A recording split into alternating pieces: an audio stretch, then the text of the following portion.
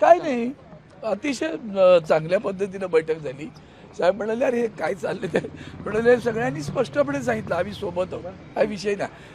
आता 7 सांगत होते ना तुम्हाला, 4 तर ते फिजिकली दिसले ना तुम्हाला, बाकीचे सर्व व्हिडिओ कॉल माझ्या मोबाईलमधनं तुम्हाला दाखवतो व्हिडिओ कॉल केला की नाही ते. साहेब बोलले सगळ्यांशी.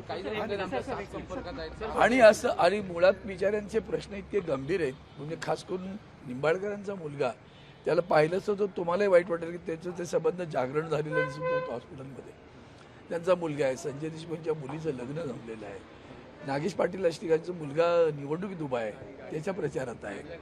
ते सगळे व्यवस्थित बोल. वागचौरींची पत्नी आजारी आहे, त्यामुळे ह्या अशामुळे व्हिडिओ कॉलवर साहेबांची बोलले. सर हिंदी में सर गाडी कुठे अरे